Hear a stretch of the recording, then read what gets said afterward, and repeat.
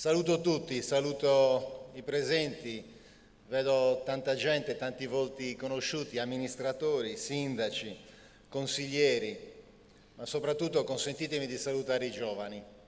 Sono qua numerosi e a loro che voglio rivolgermi. La settimana scorsa, quando abbiamo dato il via a questo tour così intenso, così appassionato, ho salutato perché erano in platea i miei 3 figli, Giuseppe, Chiara e Margherita. Li saluto anche oggi, non sono qua ma mi stanno seguendo in streaming. Ciao ragazzi!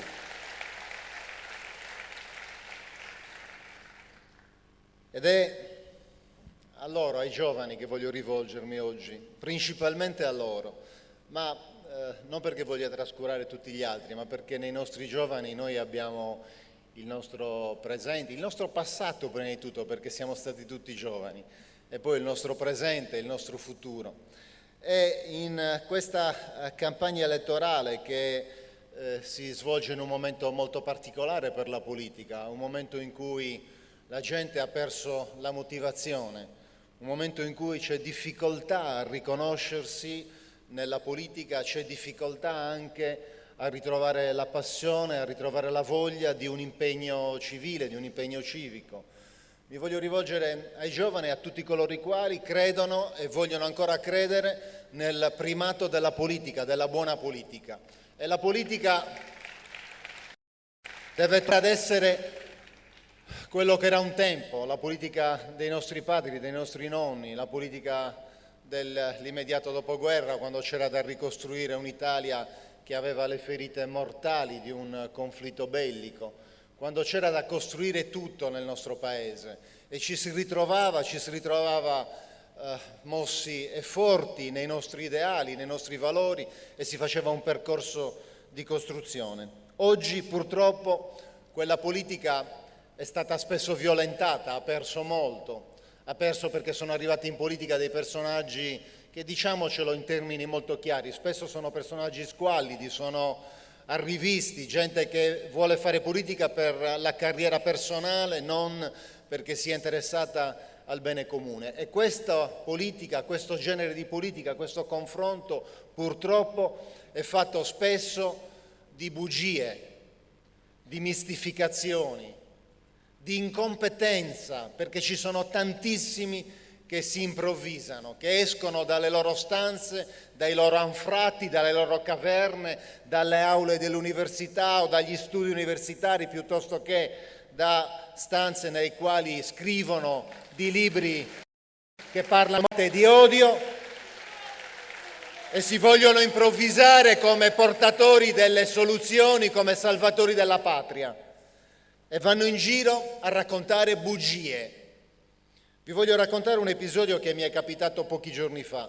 Mi sono trovato in aereo sul volo di rientro da Roma e mi sono seduto e avevo al mio fianco un giovane e anche per questo mi voglio rivolgere a voi.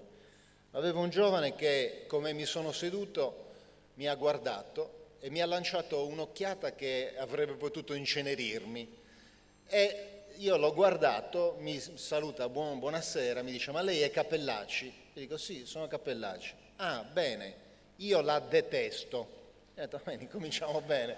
Sì, si programma un bel viaggio. Vabbè, abbiamo incominciato a parlare, gli ho detto: e mi dica, e perché mi detesta? E ha incominciato a parlare e ha parlato in modo così, totalmente a sproposito, di trasporti, di PPR, di modello di sviluppo e devo dire, poverino, mi diceva tutta una serie di cose che erano basate su cose inesistenti, totalmente inesistenti, fantasie totali, non sapeva di cosa parlava. Allora, con calma, pian piano, abbiamo dialogato, abbiamo incominciato a confrontarci, abbiamo parlato, gli ho spiegato che cosa era la nostra continuità territoriale, gli ho spiegato che cosa abbiamo fatto per la revisione del PPR, gli ho un po' spiegato, ho ribattuto punto su punto alle cose che lui diceva. Bene, sapete com'è finita? È finita che questo ragazzo, col quale poi alla fine del viaggio ci davamo del tu, mi ha detto: guarda, tu mi hai fatto fare una brutta figura, ho proprio fatto una brutta figura, perché io avevo la testa riempita di un sacco di fesserie e ti ho detto cose che non erano vere. Quindi ti chiedo scusa, ma faccio di più. Io da domani ti sostengo, vado a cercare i voti, ti voto e ti faccio votare. E allora, tutto questo non è che sia successo perché Ugo Capellacci è stato particolarmente simpatico, perché ci siamo piaciuti. È successo solo perché abbiamo parlato della verità, perché abbiamo parlato delle cose, perché ci siamo confrontati su cose serie. E allora, oggi la politica non può essere bugia e mistificazione. Io ho passato 5 anni di duro lavoro e ho avuto dalla controparte mai una proposta, mai un confronto di contenuti, di cose da fare, ma sempre e solo bugia e mistificazione. Non è possibile, la politica deve essere una cosa diversa. Stamattina presto, facendo colazione come di consueto, leggevo i giornali e c'è un articolo interessante sul Corriere della Sera. Parla del cambiamento. Dice che per poter cambiare il mondo, per poter cambiare la società, dobbiamo fare un esercizio. Dobbiamo provare tutti i giorni a impegnarci, magari anche solo per pochi minuti, magari per 10 minuti. Dobbiamo provare a impegnarci per cambiare le cose, per cambiare le nostre abitudini, per fare le cose in modo diverso. Diceva un grande scienziato, Einstein, non possiamo cambiare le cose se tutti i giorni continuiamo a fare le stesse cose. Allora, perché vi sto parlando di questo? E ricordo un'altra cosa molto bella che appartiene alla mia avventura, all'inizio della mia avventura politica. Quando io fui proiettato come tecnico in politica, venni all'epoca nominato assessore regionale, c'era un amico, una persona molto cara, che purtroppo non è più tra noi, che in qualche modo mi aveva iniziato, era lui che mi aveva chiamato a svolgere questo ruolo. Molti di voi lo conoscevano, si chiamava Romano. E lui mi disse una cosa che mi è rimasta dentro e che mi ha accompagnato in tutti questi anni. Mi disse: Ugo, non ho nessun consiglio da darti, non ho nessuna indicazione, non devo darti nessun indirizzo. Ti voglio dire solo una cosa. Fai in modo, impegnati e fai in modo che la politica non possa mai cambiarti, e impegnati tu per fare in modo che sia tu a cambiare la politica. Allora, io queste parole non me le sono dimenticate. E perché oggi vi voglio parlare di cambiamento? Perché io sono convinto, e lo sono in funzione e in forza dei fatti, di quello che abbiamo fatto, che noi rappresentiamo il cambiamento. Noi siamo il cambiamento, noi siamo l'unica vera novità nel panorama politico e lo siamo in questo momento particolare. Noi siamo arrivati 5 anni fa e abbiamo ereditato la Sardegna, che era una nave alla deriva. Era una nave alla deriva nella quale i sardi erano stati messi sotto scacco, erano rinchiusi nelle stive piuttosto che cacciati via da questa nave, e eravamo tutti quanti, la Sardegna, i sardi, presi da questo spirito di rassegnazione, cioè le cose andavano male, andavano così e non c'era, come dire, la forza di cambiare, non c'era la determinazione per cambiare. E allora abbiamo viaggiato su questa nave col vento della rassegnazione, ma che è diventato un vento di burrasca, con una politica bastarda che costringeva i sardi a stare in questo stato, e ci siamo trovati all'esatto opposto, agli antipodi del cambiamento, perché ci siamo trovati una Sardegna che era caratterizzata da un modello di sviluppo ormai superato da decenni, non superato da qualche mese, superato da decenni. Il cosiddetto modello che qualcuno ha definito della pentola bucata, basato sulla grande industria, su dei poli industriali che hanno concentrato in alcuni punti dell'isola, Ottana, Porto Torres, il Sulcis, delle grandi realtà industriali, con immissione di risorse che però non hanno lasciato niente al territorio, non lasciavano niente al territorio, quindi da qui la pentola bucata, perché le risorse venivano inserite all'interno di questo sistema e poi andavano a disperdersi in altri rivoli, in movimenti che andavano fuori dalla nostra isola.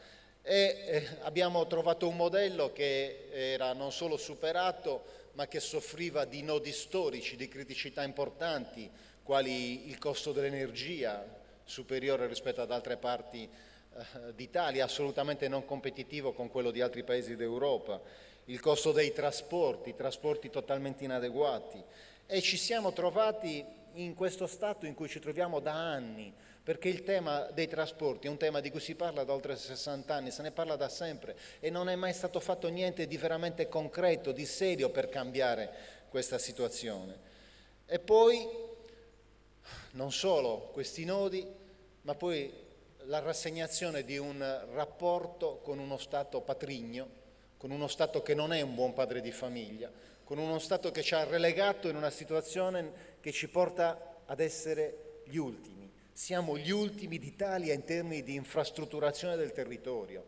In Italia il livello delle infrastrutture è il più basso, in Sardegna è il più basso d'Italia. E questo purtroppo si capisce in termini naturali perché accade, soprattutto con le infrastrutture a rete. Voi immaginate le autostrade, le ferrovie, le reti del gas. È evidente che quando queste corrono e si diramano per il territorio, quando raggiungono il mare, si fermano.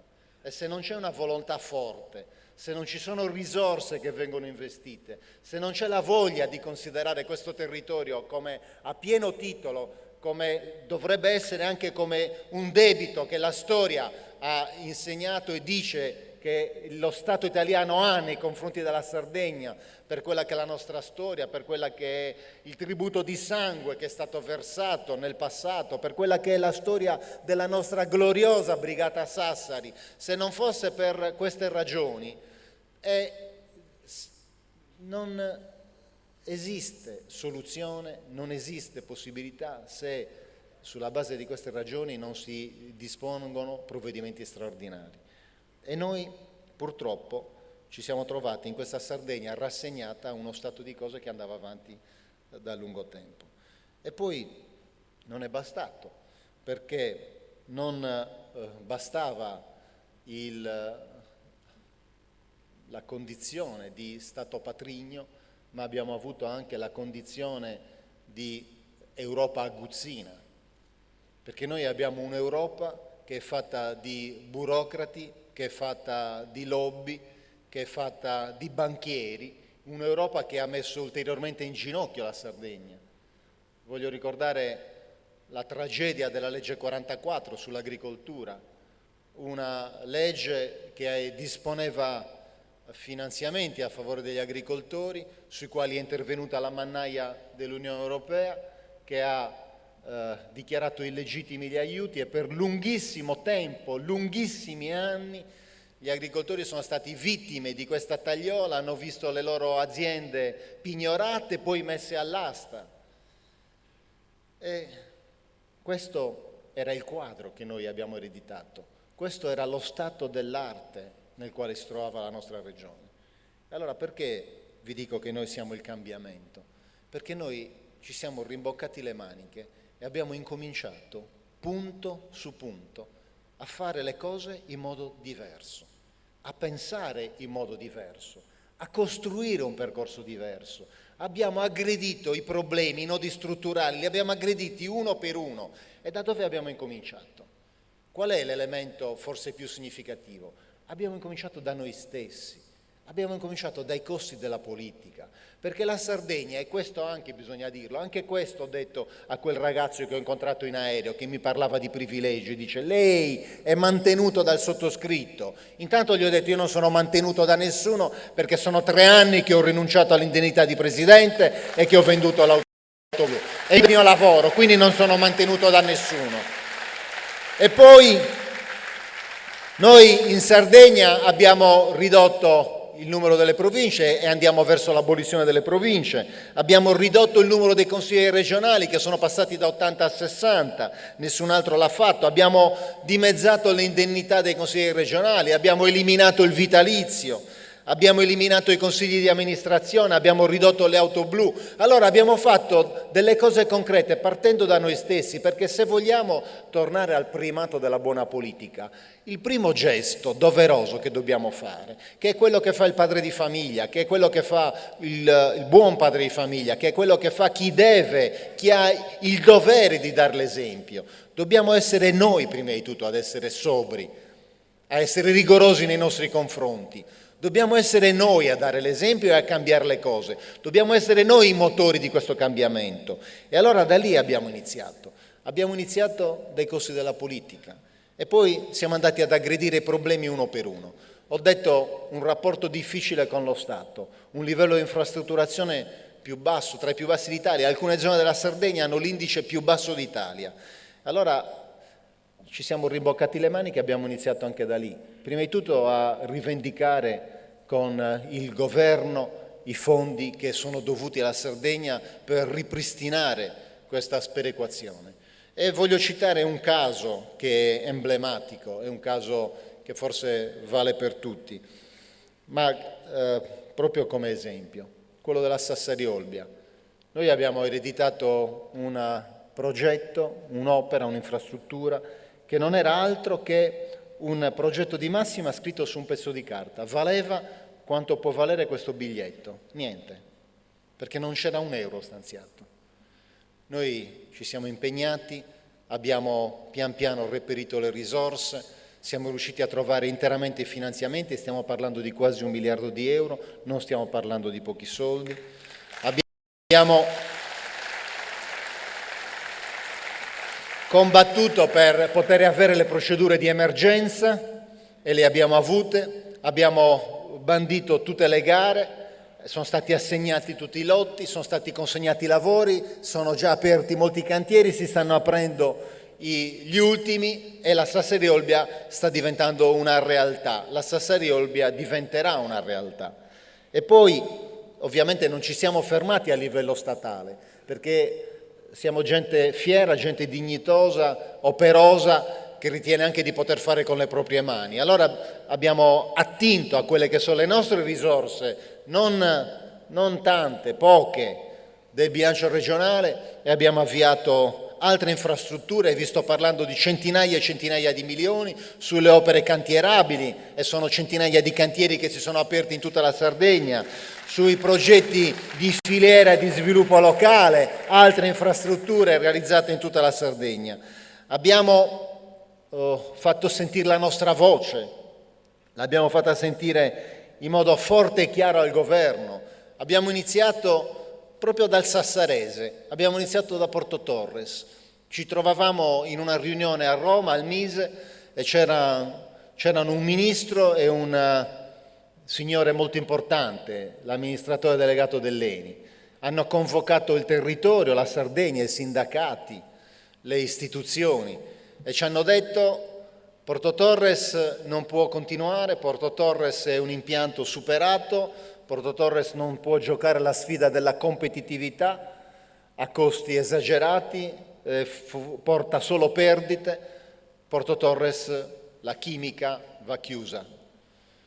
E al posto di quegli impianti noi vediamo un grande centro, un grande deposito di carburanti. Ebbene, noi abbiamo detto no. Noi non lo vogliamo il deposito di carburanti, noi non vogliamo quel futuro per la nostra isola, per quella zona. E dal nostro no è venuta una marcia indietro del governo, una marcia indietro dell'ENI e dal nostro no, da quel no, è nato poi un progetto diverso che si chiama Chimica Verde, che è un progetto che dà un'anza al territorio.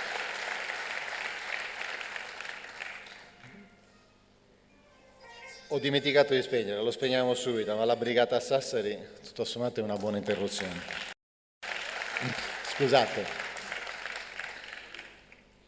Abbiamo opposto altri no, abbiamo voluto essere artefici di quel cambiamento di cui parlavo, abbiamo voluto rompere il muro della rassegnazione altre volte. Lo abbiamo fatto quando ci siamo opposti al nucleare e lo abbiamo fatto grazie alla nostra tanto vituperata autonomia che ci ha consentito di fare dei referendum e far esprimere i sardi con un sonoro e forte no al nucleare. Abbiamo detto no, ed è fatto recente, a chi pensava di portare in Sardegna, di far transitare in Sardegna le armi chimiche della Siria. Abbiamo detto non passano e hanno dovuto cambiare strada, non sono arrivate in Sardegna. Abbiamo opposto una fortissima resistenza nei confronti dello Stato quando non voleva riconoscere il nostro diritto sulle entrate. Ci siamo opposti, lo abbiamo portato alla Corte Costituzionale, la Corte ci ha dato ragione, lo Stato ancora non voleva riconoscere quel diritto. Allora siamo andati avanti, abbiamo mandato l'ufficiale giudiziario a Palazzo Chigi con una diffida ad adempiere, anzi con un atto d'entima, perché l'abbiamo voluto fare in sardo per affermare la nostra identità, per ricordare all'Italia la nostra storia, e abbiamo ottenuto il risultato perché quella battaglia l'abbiamo vinta. Ma poi ci siamo opposti e abbiamo condotto una battaglia feroce sulla trasporti marittimi contro lo scempio, l'imbroglio della Tirrenia.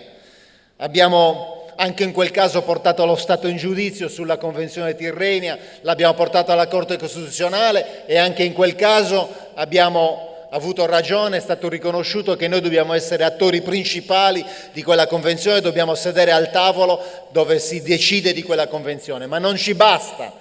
Perché noi abbiamo detto, noi vogliamo di più, noi non vogliamo essere attori di un tavolo dove ci sono quei soggetti, noi vogliamo essere i protagonisti, noi vogliamo la competenza, deve tornare alla Sardegna la competenza, convenzione sul trasporto marittimo, risorse e competenza. Ma poi, a proposito dei trasporti, noi stiamo conducendo e condurremo un'altra battaglia, che è una battaglia altrettanto storica, altrettanto importante. È quella contro le lobby europee. Noi siamo europeisti, perché noi siamo per l'Europa, ma siamo per l'Europa dei popoli.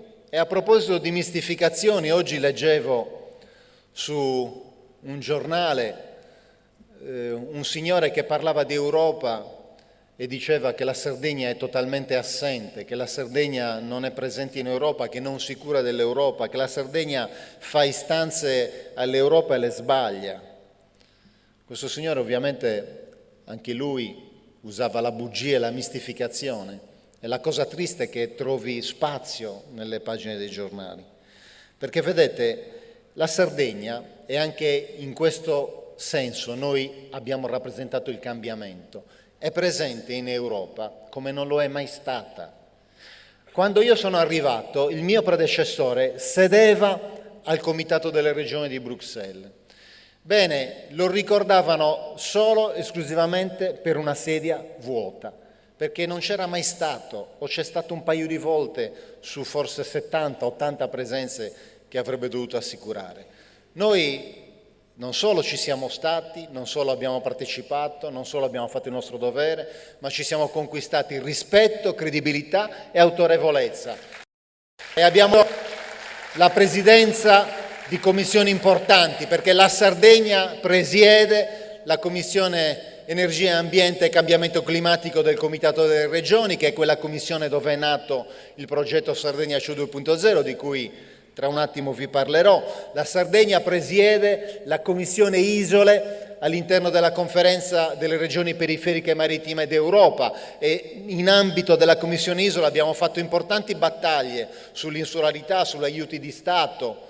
Abbiamo incontrato più volte il commissario europeo, abbiamo partecipato ai consigli dei ministri europei, siamo stati presenti. E non è mai successo nella storia della Sardegna. E quel signore che dice che siamo stati assenti non sa di cosa parla, o forse, un fatto più grave, sa bene di cosa parla e dice bugie e dice menzogne.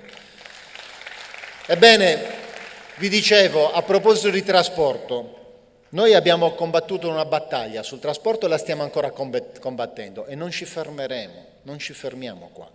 Perché noi nel 2010, quando a un certo punto, prima dell'imbroglio Tirrenia, pochi mesi prima della chiusura dell'operazione Tirrenia, quando i cosiddetti signori del mare, questi pirati, hanno incominciato a capire che potevano aggiudicarsi Tirrenia e potevano realizzare il controllo totale della situazione, hanno pensato bene, si sono riuniti, hanno pensato bene, ma sapete che facciamo?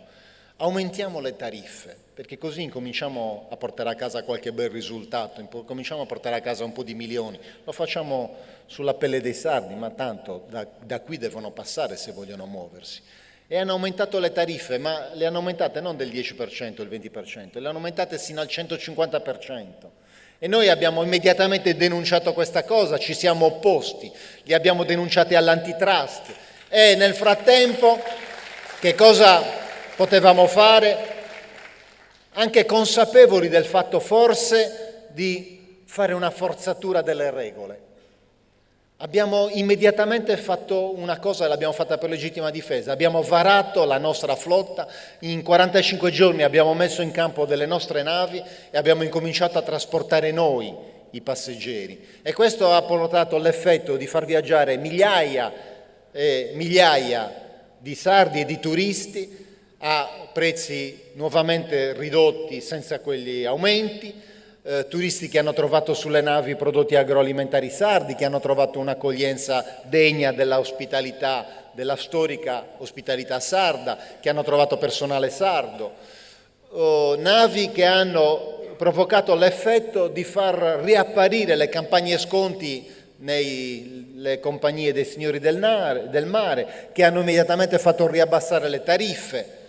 Navi che, come ha detto l'antitrust, che infine ci ha dato ragione, che ha detto che esisteva un cartello e che era un cartello fatto a danno dei sardi, navi che, come ha detto l'antitrust, hanno portato un effetto benefico sulla concorrenza, hanno combattuto quel cartello. Ebbene, noi abbiamo reagito come avrebbe reagito un padre di famiglia che si trovava nella sua casa con la sua famiglia e che vedeva all'improvviso irrompere dentro la casa, violare la casa una banda di malviventi armati di fucile che mettevano sotto scacco e prendevano in ostaggio i suoi familiari, i suoi affetti più cari. Noi abbiamo fatto questo. Abbiamo semplicemente, con una mossa fulminea, nell'immediatezza, perché abbiamo reagito immediatamente, l'abbiamo fatto distinto, siamo riusciti a strappare il fucile dalle mani di quel malvivente e lo abbiamo imbracciato noi, glielo abbiamo puntato e l'abbiamo mandato via, gli abbiamo detto esci fuori da casa nostra perché facciamo noi qua, tu non puoi venire a prenderci in ostaggio. E oggi che cosa succede? Un burocrate legato a quelle lobby, un burocrate europeo, vorrebbe processarci e condannarci per porto abusivo d'arma a noi. Questo noi non lo accettiamo, non lo accetteremo. Sappiamo e sapevamo che stavamo facendo una forzatura. L'abbiamo fatta e la rifarei 1, 10, 100, 1000 volte. Perché l'ho fatta per i sardi. E perché l'ho fatta in nome del cambiamento, perché gli altri ne hanno sempre parlato di flotta sarda, ma non l'hanno mai fatta, non sono stati mai capaci di fare nient'altro di più che parlarne. E noi invece l'abbiamo fatta in concreto, ma non solo, perché noi non ci siamo fermati a quelle navi che hanno viaggiato un paio d'anni, che hanno viaggiato in forza di quello che era un esperimento. Noi in Consiglio regionale abbiamo varato una legge che prevede la costituzione della flotta sarda SPA, l'abbiamo finanziata e oggi quella legge è all'attenzione della Commissione europea che si deve esprimere e deve dirci se le navi possono partire oppure no. E nel provvedimento che hanno fatto di sanzionamento della Saremar, nelle righe del provvedimento si dice, si riconosce che è legittima questa aspirazione, quindi non si nega questo diritto e anche in forza di questo noi andremo avanti sulla flotta sarda. Certo è che desta un po' di stupore, direi un po' di indignazione anche, il fatto che quella procedura di infrazione sia stata portata a termine rapidamente, inopinatamente, perché vedete la sentenza del commissario Almunia è del 21 di gennaio. Il 21 di gennaio era previsto un'udienza interlocutoria, istruttoria, quindi non era prevista la sentenza, era previsto un ulteriore incontro dove si doveva ragionare sulle carte. Il governo italiano ha chiesto alla Commissione di rinviare quell'incontro e l'incontro è stato rinviato e anziché fissare una nuova data è arrivata una sentenza. Io credo che qualche volta è giusto pensare male e io su questa cosa penso molto male, anche perché nel frattempo c'è un'altra procedura che è in corso, che è quella della Tirrenia, che è iniziata un anno e mezzo prima della nostra e di cui non c'è ancora traccia, non c'è notizia, non c'è provvedimento. Bene, noi in questo senso siamo il cambiamento, perché stiamo rivoluzionando profondamente tutto questo.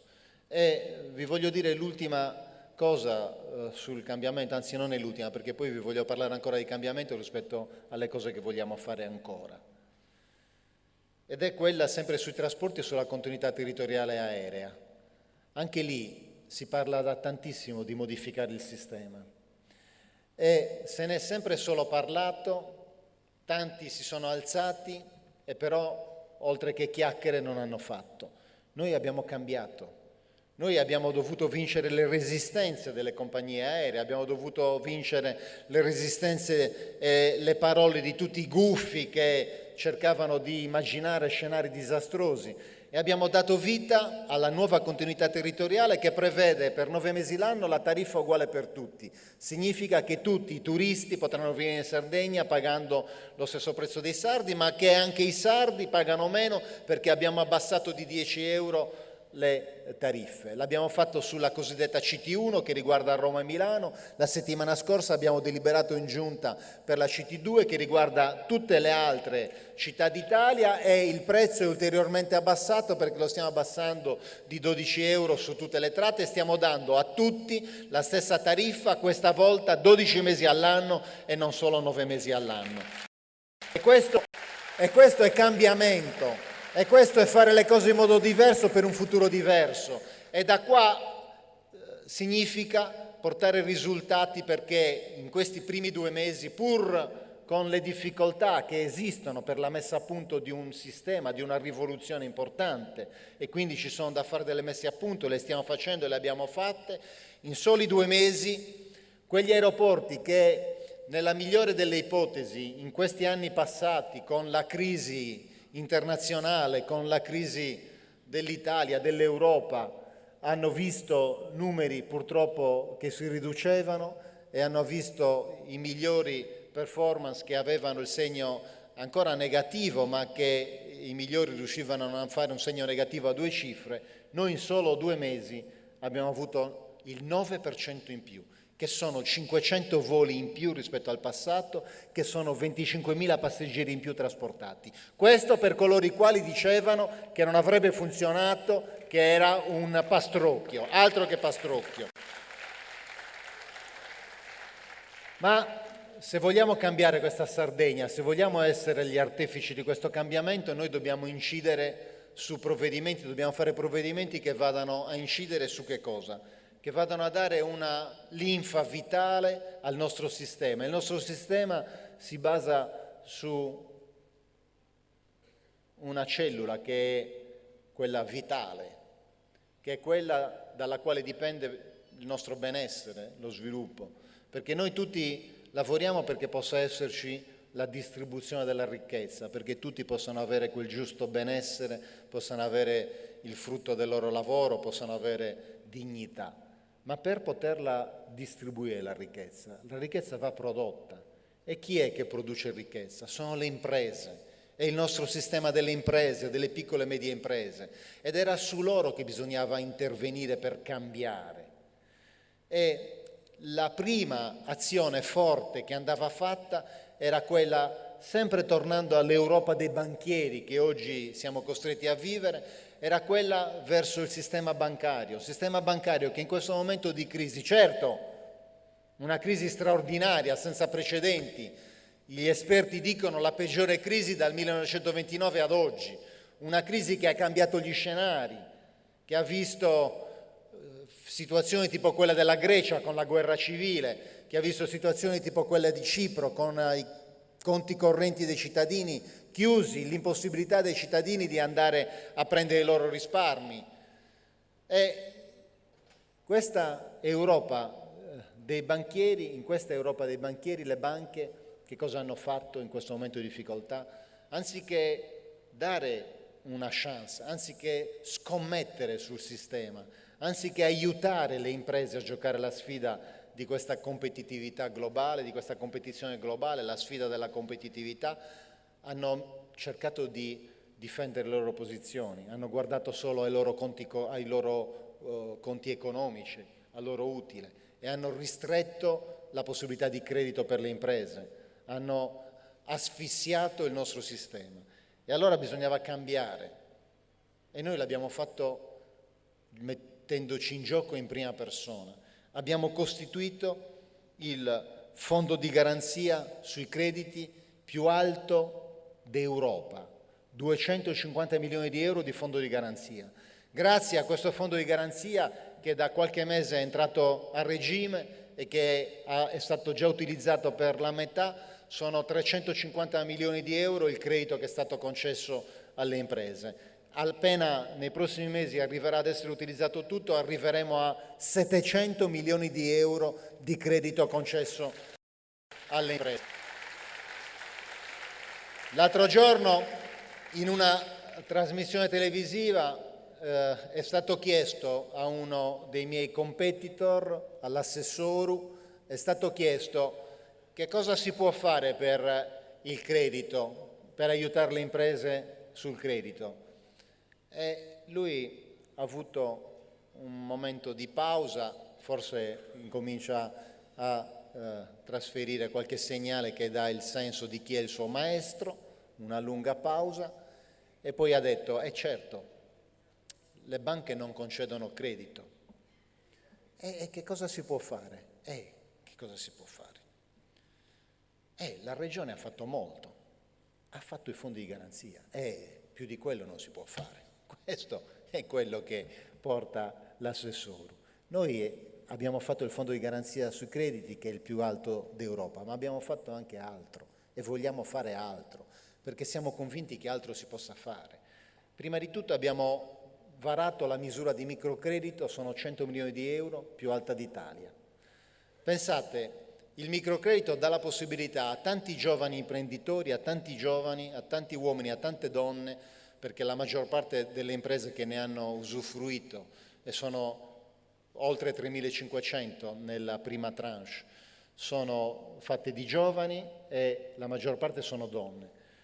Il microcredito dà la possibilità ai soggetti che erano totalmente esclusi dal circuito bancario, ai quali non era consentito neanche varcare la soglia della porta per entrare in banca, abbiamo consentito di poter scommettere sulle loro idee, sulla loro passione, sulla loro buona volontà, sulla voglia di fare. L'altro giorno ho incontrato un ragazzo, si chiama Marco, che mi ha ringraziato. Era con la moglie e il figlioletto di 3 anni e mi ha detto: io grazie al vostro microcredito ho potuto realizzare il sogno della mia vita. Era un sogno molto semplice, voleva semplicemente aprire una officina però non aveva bene al sole, non aveva genitori che potessero garantire per lui, non aveva possibilità di entrare in banca, era totalmente escluso, non aveva niente con cui iniziare. E dice: io, Presidente, non credevo alle mie orecchie quando il funzionario della Sfirs mi ha detto che potevo avere questi denari, che li avrei restituiti in 5 anni, che il primo anno non dovevo restituire niente, che incominciavo dal secondo anno, e soprattutto non ci volevo credere quando mi ha detto che potevo restituirli senza interessi. Questo è quello che abbiamo fatto. Abbiamo dato chance e speranze a giovani che avevano con sé solo le loro buone idee, a cui bisognava dare gambe. E noi per questi prossimi 5 anni rafforzeremo queste misure, allargheremo il microcredito all'agricoltura e poi faremo un grande fondo di rotazione, questa volta a favore, ampliando la gamma. Dagli imprenditori faremo rientrare anche i professionisti e poi alle famiglie, perché ci sono tante famiglie che sono strette nella morsa delle finanziarie. Noi le vogliamo salvare, le vogliamo portare via dalle grinfie delle finanziarie e quindi vogliamo fare un fondo di rotazione che possa aiutare queste famiglie a ritornare ad avere un po' di serenità, ritornare a riportare i conti in equilibrio e avere una chance e una possibilità di vita diversa.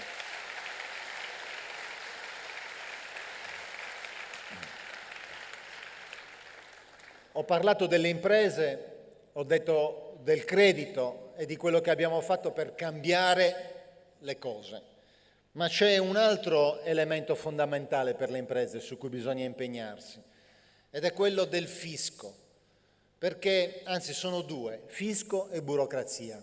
Vedete, c'è un bel libro che vi consiglio di leggere che tratta di questo sistema attuale. Non è un libro di un economista, di un professore universitario, che certo fanno tante belle teorie, ma che qualche volta sono un po' lontani dalla gente, sono un po' lontani dai problemi comuni. Si accorgono che esiste il treno e vengono in treno a Sassari e sbagliano anche treno perché prendono quello sbagliato e viaggiano un'ora in più. E però spesso sono lontani dalla realtà. Questo libro è scritto da un cittadino, un normalissimo cittadino, che si è scontrato con questo Stato che vampirizza e mobbizza i cittadini. E il libro si intitola semplicemente «Volevo solo vendere la pizza» e parla di un povero Cristo che voleva solo aprire una piccola attività, una pizzeria, e che ha visto la propria idea morire, naufragare tra burocrazia, richieste, autorizzazione, tempi, spese, costi, e non ce l'ha fatta.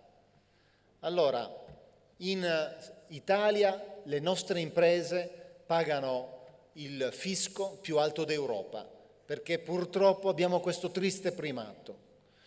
Noi abbiamo un sistema, l'ho detto prima, un modello che non regge la sfida della competitività, che vede le imprese massacrate e penalizzate da un costo che deriva dalla mancanza delle infrastrutture, come dicevamo, costi di trasporto più alti, costi dell'energia più alti. Allora, qual è il modo per dare alle imprese una possibilità di competere da subito? Qual è il modo per ridurre questi svantaggi competitivi? C'è un modo, certo, quello che stiamo facendo ha un senso e serve, perché noi stiamo lavorando per dare le infrastrutture, stiamo lavorando, e Sardegna Show 2.0 serve a questo, per modificare completamente il piano energetico per poter avere un'energia a più basso costo, stiamo lavorando per avere un costo di trasporto più basso, però il cambiamento va fatto cambiando le cose che si fanno tutti i giorni ed è un processo però non sempre breve, è lungo. E però le soluzioni per le imprese servono subito e c'è uno strumento che consente di realizzare subito questo risultato, che consente di riequilibrare immediatamente i conti ed è quello della fiscalità di vantaggio. E allora noi siamo convinti che la strada per dare una speranza alla Sardegna, ma non solo alla Sardegna, all'Italia, al Paese, sia quella della riduzione delle tasse. Noi siamo portatori di una teoria che dice meno tasse, meno burocrazia, più consumi, più investimenti, più risparmi, più sviluppo, più lavoro, più benessere per tutti. Questa è una formula semplice. E allora noi abbiamo un'aspirazione alta, perché riteniamo che ci siano degli obiettivi, perché riteniamo che la buona politica debba ragionare guardando lontano, debba ragionare su obiettivi alti e il nostro obiettivo è quello di fare della Sardegna una zona a fiscalità speciale, di fare della Sardegna la zona franca d'Europa. E perché siamo credibili? Perché riteniamo che il nostro progetto sia credibile? Prima di tutto perché questo è un percorso già avviato, perché noi siamo quelli, primi in Italia, che hanno abbattuto del 70% l'IRAP, che significa denari che restano nelle tasche degli imprenditori. Vedete, un piccolo imprenditore, prendete un'officina come quella che ha aperto l'amico Marco di cui vi parlavo, che abbia 2 o 3 dipendenti, che abbia un buon volume d'affari di 100-120 mila euro, una attività medio-piccola, ha un carico di IRAP che normalmente su volumi di quel tipo, e ve lo dice il commercialista, vi potete fidare, è di 4.000-4.500 euro. Il nostro provvedimento la porta a 1.000-1.500 euro. Sono soldi che restano nelle tasche dell'imprenditore, sono soldi che si possono destinare agli investimenti, all'assunzione di nuovo personale, a rendere l'impresa più sana e più forte. Allora, chi ha una credibilità, perché ha già fatto un percorso in questo senso, ha titolo per poter promuovere una idea rivoluzionaria, che forse è l'emblema più significativo di quel cambiamento al quale aspiriamo, ed è quella della zona franca di cui vi parlavo. Noi abbiamo fatto un percorso importante. La zona franca è un'aspirazione che la Sardegna ha da sempre, è da sempre un cavallo di battaglia di molti, un cavallo di battaglia dei nostri amici sardisti. Però purtroppo di zona franca abbiamo sempre parlato, abbiamo sempre agognato a questo strumento, a questo obiettivo alto, ma non siamo mai riusciti ad averla, a portare a casa il risultato. Noi abbiamo avviato un percorso diverso. Abbiamo, grazie anche alla spinta, alla passione, all'impegno dei movimenti per la zona franca, di tante persone, di tanti cittadini, tante donne, tanti uomini che hanno portato la parola zona franca in tutta la Sardegna, dalle fabbriche alle famiglie, agli ovili, grazie a questi cittadini che hanno convinto 350 comuni della Sardegna a deliberare per la zona franca nei loro territori, grazie a questi processi noi abbiamo avviato un percorso, è un percorso che si articola in vari momenti. Ce n'è uno che ci ha visto protagonisti di una richiesta che abbiamo fatto alla Commissione europea, che abbiamo fatto al Parlamento europeo, che abbiamo fatto allo Stato italiano contemporaneamente e che chiede la dichiarazione della Sardegna come zona franca d'Italia, come territorio extradoganale.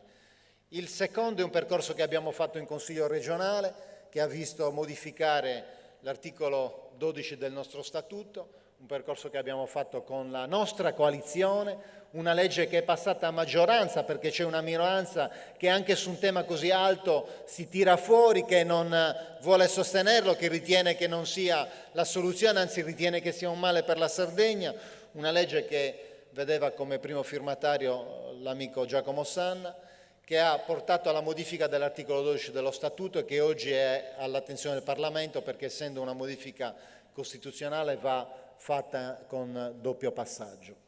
Noi abbiamo fatto tutto questo e a quella nostra istanza ha già risposto la Commissione europea, prima di tutto, per voce del vicepresidente della Commissione, l'onorevole Tajani, che ha detto la zona franca rientra in quelle che sono le zone a fiscalità speciale d'Europa, è una cosa che si può fare, è una giusta e legittima aspirazione. Poi si è espresso il responsabile degli affari giuridici e fiscali e doganali della Commissione, ha detto anche lui è una opzione possibile, è legittimo, si può fare. Gli uni e gli altri hanno detto dipende dallo Stato italiano portare avanti questa istanza.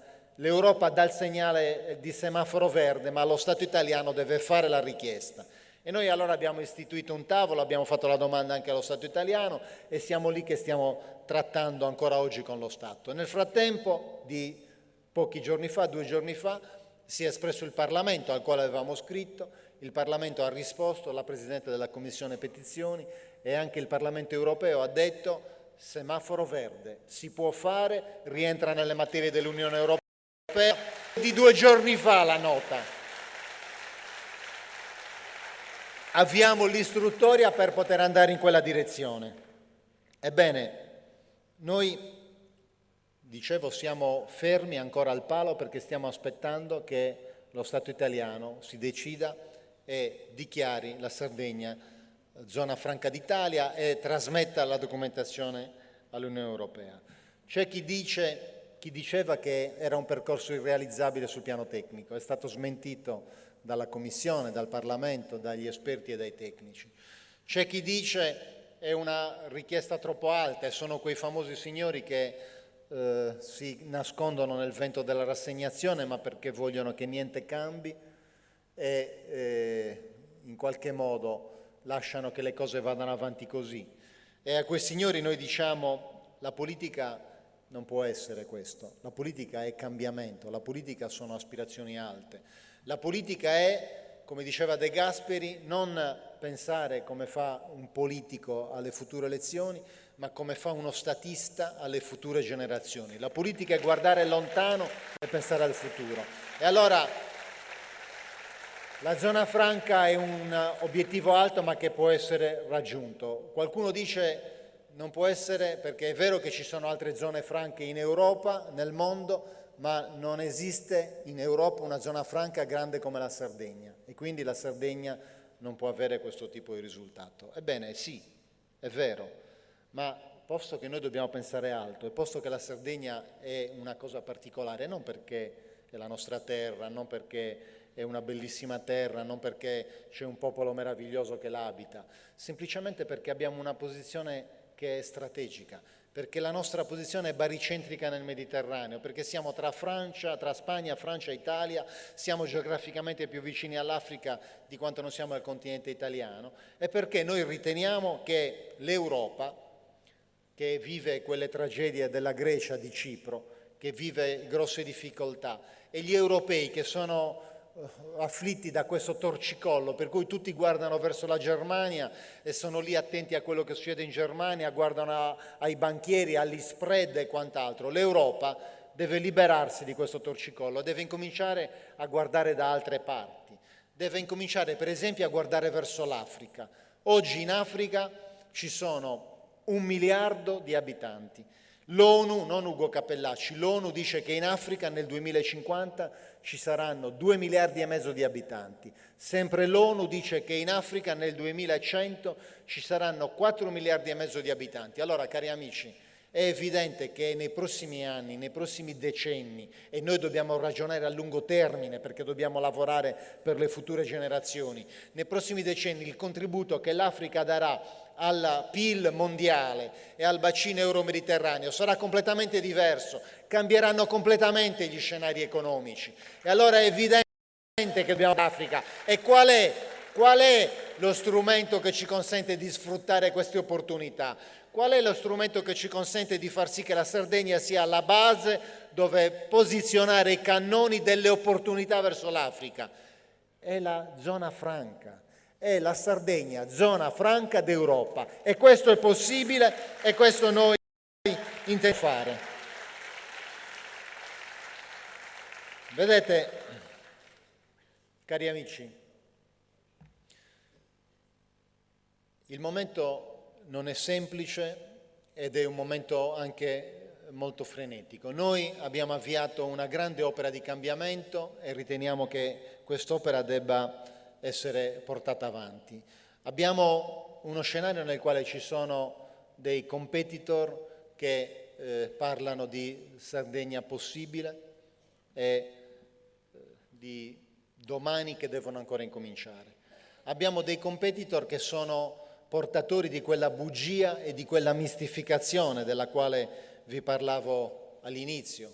Abbiamo un signore che è un ex assessore del presidente Soru che nel momento in cui è stato nominato, designato, con un meccanismo di ipocrisia straordinario perché hanno fatto le primarie, hanno chiesto, mi pare, 2 euro a 50.000 persone, si sono andati a votare, hanno votato e hanno portato un risultato che indicava una candidata, e poi quella candidata ha ricevuto un avviso di garanzia e è stata esclusa, massacrata. Contemporaneamente c'era un altro candidato che mi pare che sia di questa zona, quel signore che qualcuno dice io non sono andato a trovare a Palazzo Ducale, perché qualcuno che è convinto che la politica sia fatta di frequentazione dei palazzi.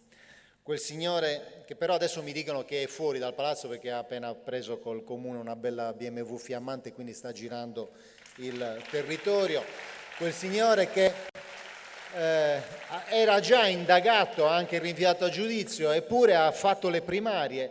Attenzione, e fatevelo dire per esperienza personale, come è giusto che sia, perché noi siamo garantisti, perché noi siamo per i principi costituzionali, noi siamo per la presunzione di innocenza. Vedete, cari amici,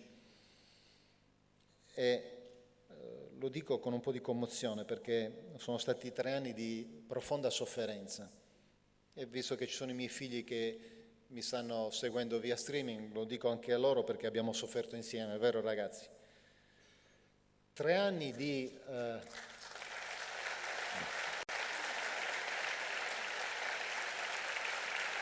3 anni buttato sui giornali come un delinquente perché indagato, perché rinviato a giudizio, 3 anni di sofferenza, 3 anni di titoli, per poi finalmente la fine, una sentenza che è appena di pochi giorni fa, come sapete, che dice assolto per non aver commesso il fatto. Allora, noi siamo per i principi costituzionali, noi siamo per il rispetto, noi siamo per la presunzione di innocenza, noi siamo per queste cose, non siamo ipocriti. E dicevo, quel signore che invece con quella ipocrisia del Partito Democratico è diventato la foglia di fico di quel problema, è arrivato quel signore che è portatore di che cosa? Portatore della PPR di Soru, perché ha detto, appena è stato nominato, ha detto noi ripartiremo dove Soru ha lasciato, ripartiremo con la PPR e cercheremo di bloccare il processo della revisione del PPS di Cappellacci. Poveri noi, vi tranquillizzo subito.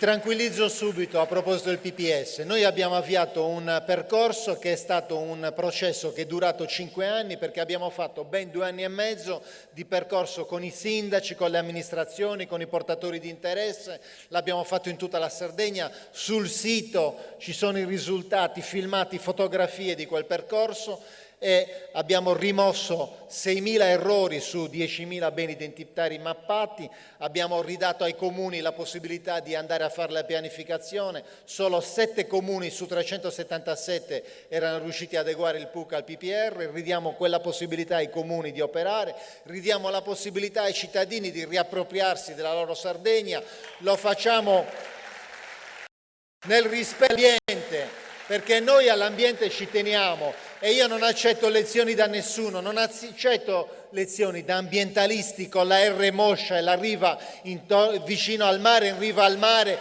che vengono a dire che noi vogliamo distruggere le coste.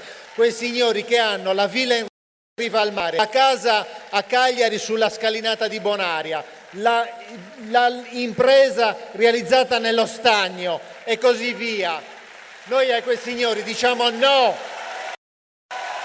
E noi andiamo avanti e voglio dirvi una cosa, lo Stato e quegli ambientalisti con l'R moscia hanno fatto sì che quel processo fosse impugnato.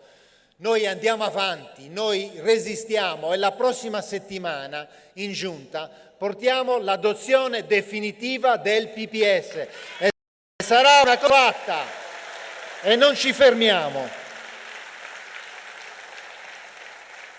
Quel signore che è il padre della tassa sul lusso, che ci ha fatto fare una figuraccia, che la Corte Costituzionale ha cassato, con la Regione che si è vista costretta a restituire quelle somme indebitamente percepite e con i turisti e le barche che si sono allontanate dalla Sardegna, con i cartelli sulla Corsica che dicevano grazie Sardegna, grazie Soru. Quel signore che ha portato la programmazione negoziata, come diceva lui, decine di migliaia di domande, centinaia di incontri, non un solo bando andato a buon fine, non uno solo. Ma se ci guardiamo intorno vediamo che anche dalle altre parti c'è una signorina che mi ha paragonato a Schettino.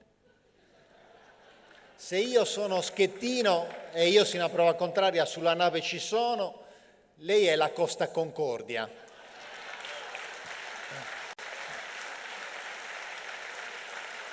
E lei è destinata ad affondare quando fa che cosa? Quando fa l'inchino agli armatori, perché lei sta facendo l'inchino agli armatori. Quella stessa signora che parla di trasparenza e dice che lei, quando arriverà lei, la regione sarà trasparente, perché oggi il governatore della Sardegna ha le cifre, le somme, le risorse segrete della presidenza di cui non dà conto. Dice che io distribuisco consulenze e nascondo tutto. Bene, le ho già detto, glielo voglio ripetere alla signorina Murgia. La Sardegna è stata riconosciuta, ed è roba di poche settimane fa, seconda in Italia per trasparenza. Se voi andate nel sito della regione troverete una voce trasparenza, entrate lì dentro e trovate tutto l'elenco delle consulenze con curriculum, con oggetto, chi l'ha dato, importo, durata e tutto. E scoprirete che consulenze il Presidente e gli organi politici non ne danno e non ne hanno dato, perché quelle consulenze sono le consulenze che danno le direzioni generali, che sono consulenze che servono in termini concreti e reali, non sono quelle clientele alle quali pensa la signorina, perché non lo so dove vive, forse vive nel mondo delle favole. E io non lo so, qua devo dire la voglio assolvere, perché secondo me questa non è bugia, non è mistificazione, perché lei in questo caso non sta mentendo. Certo, mente in altri casi quando dice che lei arriverà e farà la tariffa aerea uguale per tutti e la regione non l'ha mai fatto. Svegliati. Mente certamente in altre situazioni, ma qua non sta mentendo, come non sta mentendo quando dice che la Saremar dovrà pagare una multa, che i sardi dovranno pagare una multa all'Unione Europea per la Saremar. Non sta mentendo, semplicemente è totalmente incompetente, non ne capisce niente, non sa di che cosa parla, perché parla di trasparenza e non sa che siamo tra le regioni più trasparenti, parla di multe che devono pagare i cittadini e non sa che invece semplicemente la Saremar deve restituire alla regione 10 milioni, parla di cose che non sa e si propone per una Sardegna possibile. Noi ci proponiamo per una Sardegna nella quale il futuro è già iniziato, ci proponiamo per una Sardegna nella quale il cambiamento è già realtà, ci proponiamo per una Sardegna che è una Sardegna non di burocrati, non di professori chiusi nelle aule, ma la Sardegna della gente.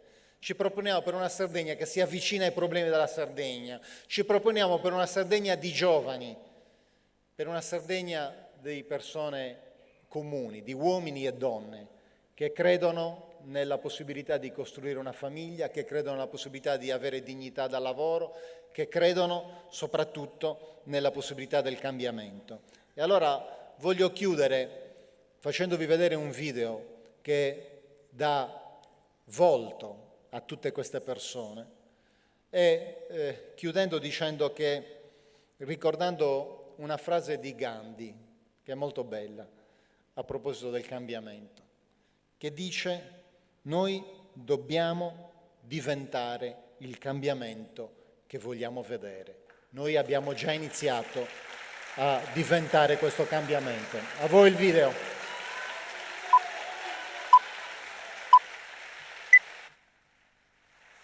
Siamo la Sardegna del coraggio, un popolo che cresce e non si rassegna. La nostra storia, la nostra lingua. Siamo la Sardegna che mette insieme le sue forze. Un popolo che si batte nel quotidiano. Siamo la Sardegna dell'uguaglianza, la sapienza degli antichi saperi. Siamo la Sardegna della sfida.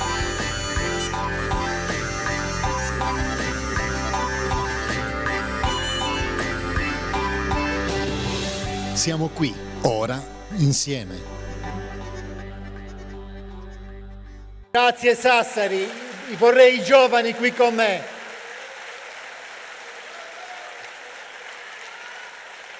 Chiedo agli amici dei partiti alleati di venire qui con me sul palco.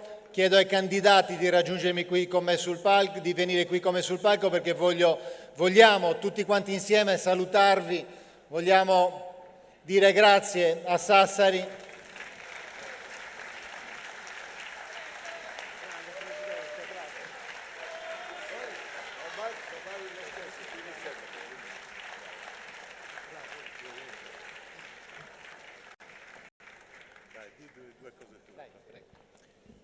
Cari amiche e cari amici, qui ora ribadiamo il nostro impegno per la riconferma di Ugo Cappellacci. Il 16 febbraio tutti al voto, la vittoria è vicina.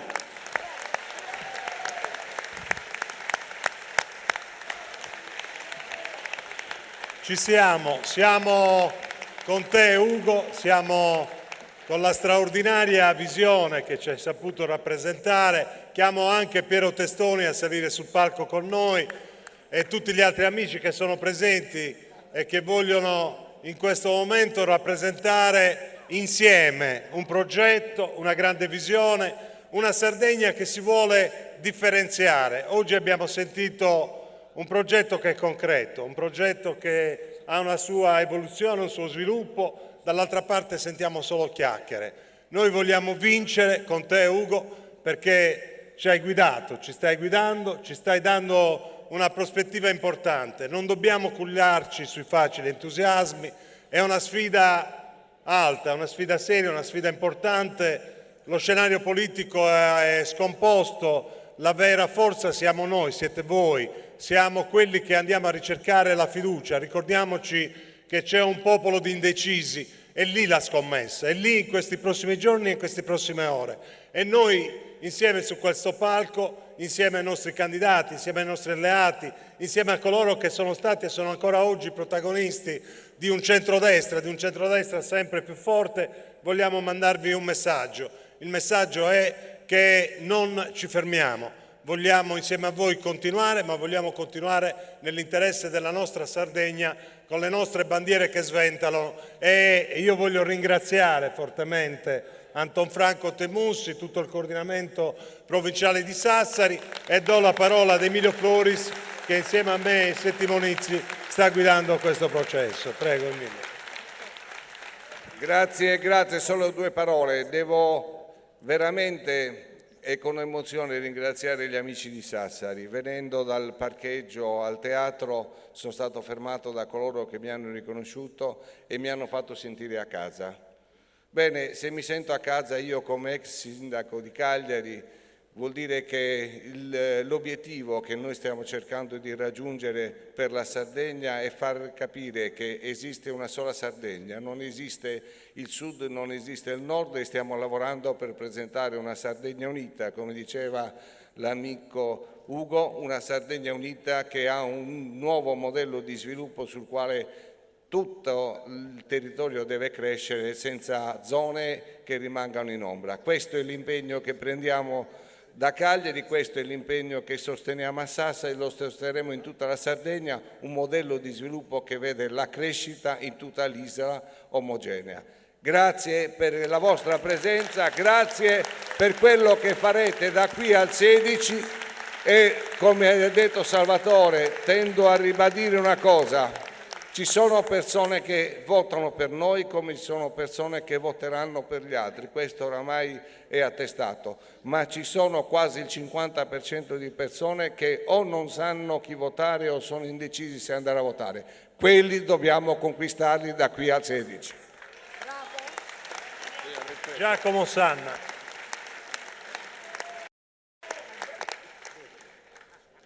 Qualcuno pensava che vi sareste liberati di noi. Non è vero, siamo qua più convinti, più forti, perché siamo certi che questa tornata elettorale, questa vittoria che noi otterremo con Ugo Capellacci ci renderà più forti su quelle battaglie che il Partito Sardo d'Azione da sempre sta portando avanti.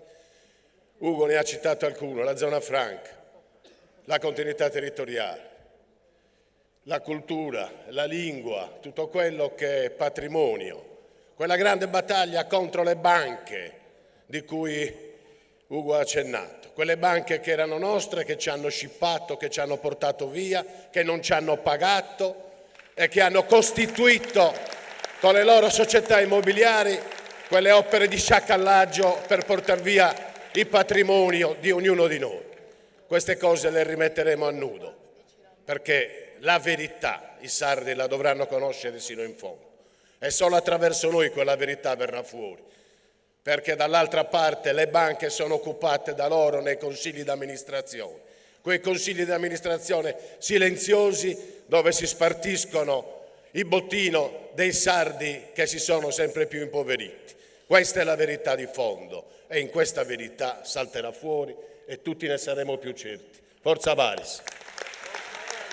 Grazie Giacomo, adesso Sergio Milia, ma invito, se c'è il rappresentante della zona franca, dei riformatori, insomma di tutti gli alleati, a salire sul palco. Sergio Milia. Buongiorno a tutti. Il Presidente Ugo Capellacci ha illustrato quello che vorremmo fare, ma soprattutto quello che abbiamo fatto, che è tanto. L'operazione Verità, che viene nascosta quotidianamente, soprattutto in questo territorio, deve essere portata avanti da voi in questi ultimi 20 giorni di campagna elettorale per raccontare agli amici del Nord-Ovest quello che ha fatto la giunta di Ugo Capellacci. Non è possibile tacere delle centinaia di milioni di euro che sono piovuti in infrastrutture primarie e secondarie su questo territorio. Unico esempio del competitor di cui parla l'amico Ugo: 140 milioni di euro per l'Università di Sassari. Si rischia di perderli, perché qua tutto è fermo, tutto immobile, perché si spendono più in fretta, in mala maniera, i soldi della ricerca e ci si bisticcia magari sul posizionamento di un campus che a Cagliari cresce di giorno in giorno e a Sassari si rischia di perdere. Questa è l'operazione Verità che deve essere fatta su questo territorio. Un'operazione importante portata avanti da Ugo Capellacci e dalla sua giunta, un'operazione che avrebbe ricadute enormi su questo territorio, ma che qualcuno cerca di nascondere quotidianamente con fogli di giornale che raccontano falsità e con personaggi politici che tutto fanno meno che aiutare questo territorio. Tutti assieme, Forza Paris e auguri a tutti. Grazie Sergio. Vanni Fadda per i riformatori. Noi siamo orgogliosi di essere alleati di Ugo Capellacci, come siamo orgogliosi di come in questi 5 anni ha dato seguito al nostro modo di concepire l'azione politica, al nostro modo di funzionare a liberare la Regione dai pesi e dai fardelli di cui lui ha parlato poco fa. Noi vogliamo che la Regione si spesantisca del suo apparato di burocrazie. Noi vogliamo che la Regione veramente sia quella in grado di dare concreta prospettiva ai sardi. Per questo abbiamo sottoscritto questo patto di legislatura per i 5 anni a venire. Noi siamo convinti, siamo certi che i sardi faranno vincere la Sardegna. La Sardegna vincerà se vincerà Ugo Capellacci. La provincia di Sassari vincerà se vincerà Ugo Capellacci. La provincia di Sassari, liberata dai pesi di quel palazzo che si affaccia sulla meravigliosa Piazza d'Italia, la provincia di Sassari, liberata dai fardelli delle clientele di chi voleva impedire che i 560.000 sardi che hanno voluto cancellare il fardello pesantissimo delle province avesse seguito. Il presidente Capellacci, il suo partito, i nostri alleati ci hanno dato queste possibilità. Queste possibilità devono essere ancora e nuovamente sottoscritte da voti dei sardi. Io sono convinto che questa giornata di festa, di meravigliosa gente che ha voluto partecipare, ci porterà il 16 a notte a festeggiare ancora una volta i 5 anni del nostro Presidente, che ha dimostrato di sapere fare il Presidente. La Sardegna di questo ha bisogno. Grazie a voi. Grazie Vanni. Pietro Satta per i Fratelli d'Italia. Carissimo Ugo, noi sai che noi ti vogliamo tanto bene, ci sentiamo onorati della tua rappresentanza, sappiamo quello che stai facendo, ti seguiamo come che fossimo sempre al tuo fianco, sappiamo quanti sacrifici stai facendo, quante difficoltà stai superando e noi ne siamo consapevoli perché stiamo toccando con mano quanto la gente sia ormai disamorata di questa politica che non produce, di questa politica che non dà nulla. Ora tu hai visto quanto Sassari ti voglia bene. Io te ne voglio ancora di più a nome del mio partito e ti posso assicurare che noi saremo sempre al tuo fianco, comunque, dovunque, e saremo coloro che ti sosterranno incondizionatamente, onestamente, correttamente e saremo sempre alla tua destra. Grazie. Patrizia Cossu per la Zona Franca. Buongiorno a tutti. Io è la prima volta che salgo su un palco per interessarmi di politica, però vivo costantemente, ogni giorno, il cambiamento. E il cambiamento significa lasciare le zone di comodità che non ci fanno star bene per iniziare veramente a respirare un'aria di novità, perché se noi fossimo sempre come eravamo quando eravamo bambini, che camminavamo a 4 zampe senza pensare di poter andare su 2 gambe, liberi e sicuramente responsabili di ogni scelta che facevamo, saremmo ancora lì. E invece siamo qua. Io l'unica cosa che farò in questa mia campagna è quella di invitare tutti a prendere la responsabilità di se stessi, a non credere a tutto quello che si sente senza prima aver vissuto personalmente. E posso dire che sono assolutamente autorizzata a parlare di cambiamento perché nella mia vita ho fatto scelte molto importanti. Dopo 25 anni di lavoro all'università mi sono licenziata. Perché? Perché quel tipo di lavoro non mi piaceva.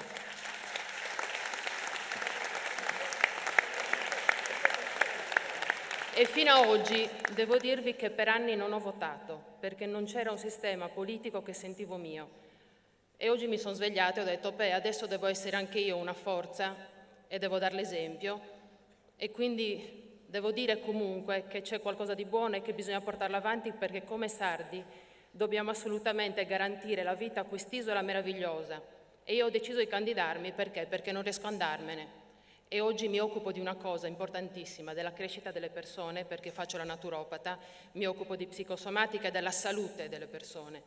E se non ci svegliamo, ci ammaliamo e moriamo, sotto tutti i sensi. Vi ringrazio. Grazie amici e ora in conclusione un ringraziamento a tutti in maniera forte, in maniera importante, a Torre Amado, a Nicola Rassu, a Federici, a Piero Testoni, alla storia, al presente, al futuro, ma sono sicuro che tutti concorderete sul fatto che in conclusione facciamo fare una battuta ad un nostro grande amico, un amico che sta vicino a noi da tanto tempo, che ci ha sempre accompagnato ma che ci accompagna ancora, è un grande protagonista di Sassari, Carmelino Porro.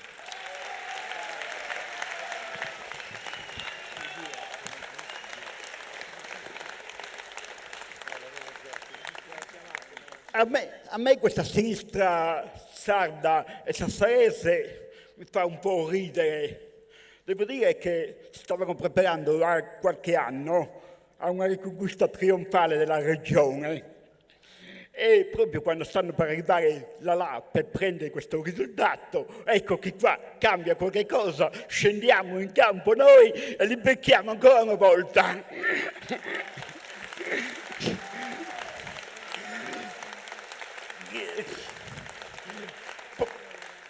Poverini, si illudono di vincere prima che l'arbitro fischi la fine della partita.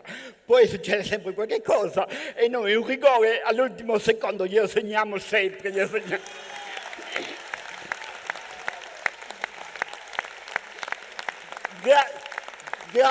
Grazie amici per la vostra partecipazione, grazie Ugo non soltanto per come hai amministrato la regione in questi anni, ma per come stai conducendo questa grandissima campagna elettorale. Io penso che veramente sia alla nostra portata un risultato storico e io mi immagino già il lunedì delle elezioni quando in campo nazionale nessuno crede che noi possiamo vincere e noi invece vinciamo senz'altro questa grande campagna elettorale per dimostrare che siamo in forma anche a Sassari.